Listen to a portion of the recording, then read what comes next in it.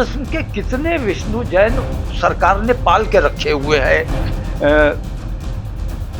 कई योगी पाले हुए हैं, धर्म के नाम पर जो नफरतें फैलाने का काम करते हैं। बहुत से आंदोलन होने हैं। हमने भी 15 दिन का समय दिया हुआ है।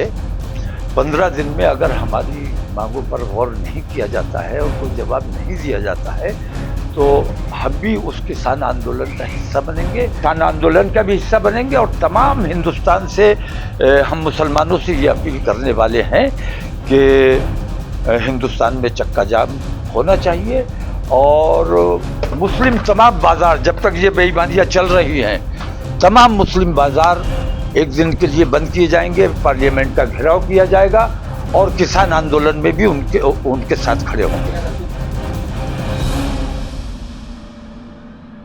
मुलाकात नहीं होने दी जा रही है। ऐसी पाबंदी में रखा हुआ है कि मरीज से भी मिलने पर पाबंदी है। मैं संभल जाना चाहता था, मेरे लोग वहाँ परेशानी में है, तकलीफ में है, लेकिन मेरी ये समझ में नहीं आता कि जिला प्रशासन और जिला पुलिस क्या चाहती है। इतनी लंबी पाबंदी क्यों लगाई गई है? लॉ एंड ऑर्डर मेंटेन करना जिन लोगों की जिम्मेदारी है, उन्हीं लोगों ने वहाँ ये हालात बनाए हैं। और सबसे बड़ी और इम्पोर्टेंट बात यह है कि जांच कमेटी जो आई है वो ईमानदाराना जांच कैसे हो सकेगी जबकि उन्हीं लोगों के खिलाफ जांच होनी है जो वहाँ अधिकारी बन के बैठे हुए हैं। तो जब तक उनको वहाँ से हटाया ना जाए, नए पुलिस और नया प्रशासन जब तक वहां नहीं आएगा, तब तक कोई भी ईमानदार जांच से हमें कोई उम्मीद नहीं है। हमें यकीन नहीं है कि ईमानदाराना जांच होगी। और खास तौर से मैं यहाँ की जो एमपी हैं समाजवादी पार्टी से, खास तौर से गठबंधन से खास तौर से ये कहना चाहूंगा कि इन लोगों की ये जिम्मेदारी थी कि इन लोगों को जहां बॉर्डर पर जाकर बैठना चाहिए था और ये पूछना चाहिए था कि आखिर इतनी लंबी पाबंदी लगाने की क्या जरूरत थी। ऐसे कौन से आपने गुनाह किए हैं जिनको छुपाने के लिए आपको इतना टाइम चाहिए? पुलिस और प्रशासन मिलकर संभल को जलाने का काम किया है, संभल में आग लगाने का काम किया। लेकिन संभल के लोग, मैं पहले भी ये बात कही कि मुबारकबाद के मुस्तहिक हैं कि हिंदू और मुसलमानों ने दोनों ने बहुत संयम से काम लिया और किसी किस्म का ऐसा माहौल नहीं बनने दिया कि संभल का माहौल खराब होता। लेकिन पुलिस ने जानबूझकर, ताकि संभल के जरिए वो पूरे प्रदेश का और पूरे मुल्क का माहौल बिगाड़ सके, इसलिए उन्होंने ये साजिश रची थी। इस साजिश को संभल के लोगों ने नाकाम किया है। जो घायल हैं उनसे मिलने की इजाजत होनी चाहिए थी। मैं उन लोगों के लिए कुछ मदद भी लेकर आया था, उनको पहुंचाना चाहता था, लेकिन वहां ऐसी पाबंदी लगी हुई है कि सब लोग आ जा रहे हैं, लेकिन उन्हीं 3 लोगों से जो टीएमयू में है उनसे मिलने पर पाबंदी है, उनसे बात करने पर पाबंदी है। उन पर यह दबाव बनाया जा रहा है कि झूठे आश्वासन कि आप लोगों को छोड़ दिया जाएगा अगर आप हमें 10 नाम अपने और लोगों के बता दो। तो उनसे झूठे बयान दिलवाना, झूठ और बयान बदलवाना। पुलिस की गोली से जो लोग मरे हैं, और बताया यह गया है कि सिर्फ 5 मरे हैं, सच्चाई यह है कि 7 मरे हैं।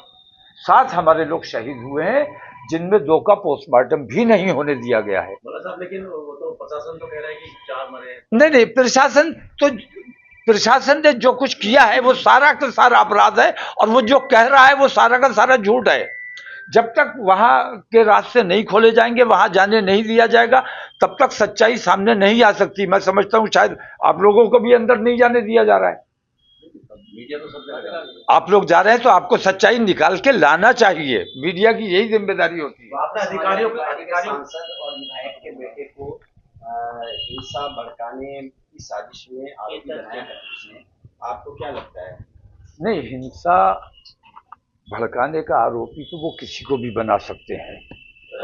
सांसद वहां मौजूद नहीं थे, ये मेरी जानकारी है। आरोपी मुझे भी बना सकते हैं, किसी को भी बना सकते हैं। आरोपी बनाने में उनका क्या जाता है, जब वो बराह रास्त सीने पर गोली मार सकते हैं, सर में गोली मार सकते हैं, तो वो कुछ भी कर सकते हैं। तो ये जो बेकाबू पुलिस हुई है और जंगल राज जो कायम हो गया है, इस जंगल राज के खिलाफ तमाम लोगों को, तमाम पार्टियों को मुत्तहिद होना चाहिए। जो पोस्टमार्टम रिपोर्ट आई है उसके मुताबिक जो मतलब देसी कट्टे या बंदूक से मौत हुई है, मतलब जो पोस्टमार्टम रिपोर्ट है वो ये बताती है कि वो प्राइवेट हथियार से गोली। नहीं, देखिए ऐसा है, पीएम रिपोर्ट किसने बनवानी है और किसने बदलवानी है, कट्टे किसने दिखाने हैं, छर्रे किसने दिखाने हैं, ये तमाम चीजें तो आप मेरे हाथ में थोड़ी देर के लिए वहां का निजाम दे दो, मैं सारा निजाम बना दूंगा। पुलिस जो कुछ भी कह रही है, प्रशासन जो भी कह रहा है, सरकार जो कह रही है, सरासर झूठ है, सफेद झूठ है। मुसलमानों ने न कोई पथराव किया है, न दंगा किया है। पुलिस ने बराह रास्त और हिंदूवादी संगठनों को अपने साथ लेके गए, ये मुजरिमाना काम किया और धार्मिक उन्मादी नारे लगाते हुए मस्जिद में जूतों समेत घुसने की कोशिश की, पत्थर अपने साथ लेकर गए। इन तमाम के बावजूद मुसलमानों ने सब्र से काम लिया है और मुसलमानों ने रिएक्शन नहीं दिया है। अगर सर्वे की वजह से रिएक्शन मुसलमानों ने देना होता तो पहले सर्वे में रिएक्शन दे दिया होता। अगर सर्वे के लिए मुसलमानों ने रिएक्शन दिया होता तो ज्ञानव्यापी के लिए दिया होता, ईदगाह के लिए दिया होता। लेकिन आज तक मुसलमानों ने सरकारी काम में बाधा बनना की कोशिश नहीं की है और कहीं कानून अपने हाथ में लेने की कोशिश नहीं की है। इसीलिए संभल को कैदखाना बनाया हुआ है कि बाहर का कोई आदमी वहां नहीं जा सकता। अनुमति नहीं है, 10 तारीख के बाद जाएंगे क्या आप लोग? नहीं, मैं तो इंशाल्लाह 10 से पहले जाऊंगा, मैं 10 से पहले ही जाऊंगा और मुझे ये रोक नहीं सकेंगे। जिस दिन मैं जाऊंगा, जिस दिन मैं जाऊंगा उस दिन ये रोक नहीं पाएंगे। चलिए, बहुत आप दिल्ली की साइड से आ रहे हैं, किसी तरह का कोई मैसेज, कोई संदेश लाए हो दिल्ली से? आप वहां से आ रहे हैं, राजधानी से आ रहे हैं? नहीं, राजधानी से हम कोई संदेश लेके नहीं आ रहे हैं, हम अपना संदेश देते हैं और हमारा संदेश एकता और भाईचारा है, प्यार मोहब्बत है। और दिल्ली वालों का संदेश जो है वो नफरत और दंगा और फसाद है। तो उनका संदेश और हमारे संदेश में यही टकराव है और यही वजह है कि ऐसे बहुत से संबल इन्होंने प्लान किए हुए हैं, यके बाद दीगरे वो सारे संबल सामने आने हैं। अगर लोगों ने बेदारी का सबूत नहीं दिया, खासतौर से मैं मीडिया से कहना चाहूंगा कि ईमानदारी से अगर आप वहां जाके जानकारी लोगे तो हर छर्रे के पीछे पुलिस की गोली मिलेगी, छर्रा कहीं नहीं मिलेगा। और अगर छर्रे चले भी हैं तो पुलिस के साथ जो वो आतंकवादी हिंदूवादी संगठन गए थे उनके छर्रे हैं, मुसलमानों के छर्रे नहीं है। ना मुसलमानों का पत्थर है, ना मुसलमानों का तमंचा है, ना छर्रा है।